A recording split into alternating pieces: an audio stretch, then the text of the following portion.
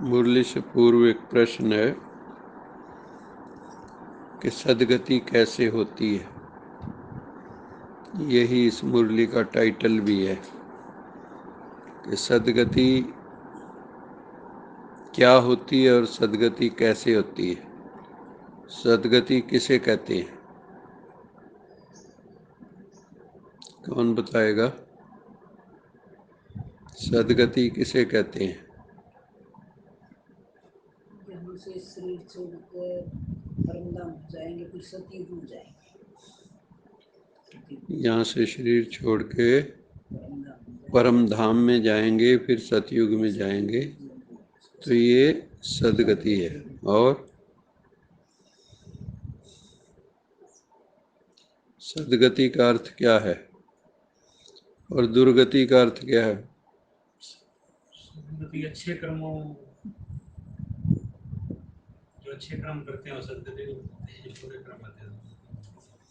अच्छे कर्म करते हैं तो सद्गति मिलती है और बुरे कर्म करते हैं तो दुर्गति होती है। और बुरे कर्मों को छोड़ के अच्छे कर्मों को सुकून जाएंगे।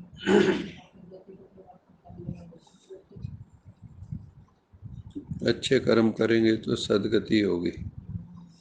और सद्गति का मतलब होता है सत्य में गति। सत्य, सत्य प्लस गति। गति क्या का मतलब क्या होता है? चलना, स्पीड, मोशन। जो सत्य में चलते हैं, जो सत्य को जीते हैं, जो सत्य को आत्मसात करते हैं, जिनके सत्संकल्प, सत्वचन, सत्कर्म है, सत्य संबंध है, उनकी सद्गति होती है। और जिनके इसके विपरीत है उनकी दुर्गति होती है। सत्य के बजाय जिनकी असत्य में गति है, झूठ, फरेब, ठगी, वही संकल्प, कैसे किसको ठगना है, कैसे किसी को लूटना है, किसी को मारना है, तो ये सब किस में जाएंगे? आज तो सोचते हैं ना हमने लूट लिया, और किसी को पता नहीं पड़ा, लेकिन जब इनको इसका चुकाना पड़ेगा ना, कर्म का फल, तो बहुत रोते हैं फिर लोग।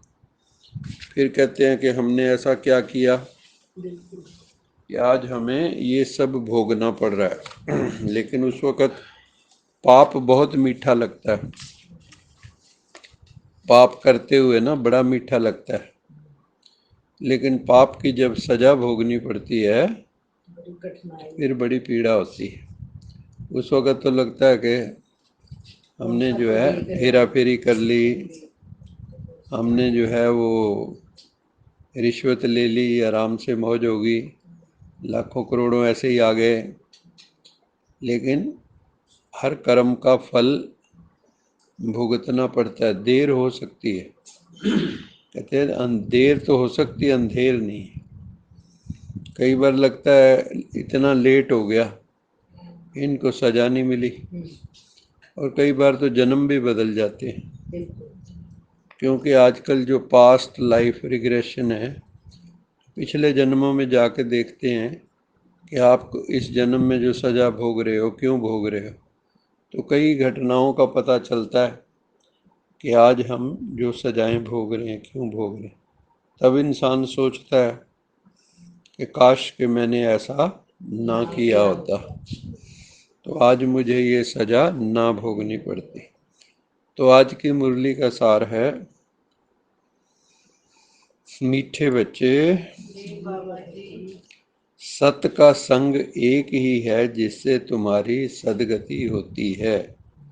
सत्य से सद्गति होती है। इसलिए दुनिया में सबसे बड़ी चीज़ है सत्संग, सत्य का संग। लेकिन सत्य मिलता कहाँ है? सत्य तो एक परमात्मा के सिवा कोई जानता ही नहीं। सिर्फ भगवान के लिए कहा गॉड इज ट्रुथ। किसके लिए कहा है? और किसी के लिए कोई कहता ही नहीं। उसी के लिए लोग सत्य शब्द का प्रयोग करते हैं। चाहे सत्यम शिवम सुंदरम कहो, चाहे सच्चिदानंद स्वरूप कहो, चाहे सत श्री अकाल कहो, तो सत का प्रयोग जो है भगवान के लिए ही होता है। और उसी का संग जो है, उसी की वाणी जो है, वही सच्चा सच्चा सत्संग है। और जो वो सत्संग करता है और उस सत्य को जीवन में धारण करता है, उसकी सदगति हो जाती है।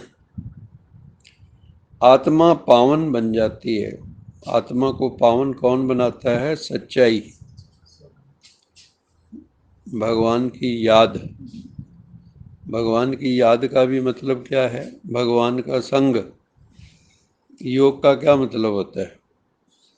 योग का मतलब है साथ रहना, हर वक्त कभी भी अलग ना होना। योग मैंने संगम, योग मैंने मिलन, योग मैंने सत्य का संग। तो बाबा कहता है अगर सत्य का संग होगा तो आत्मा पावन बन जाएगी। क्यों? भगवान पावन है।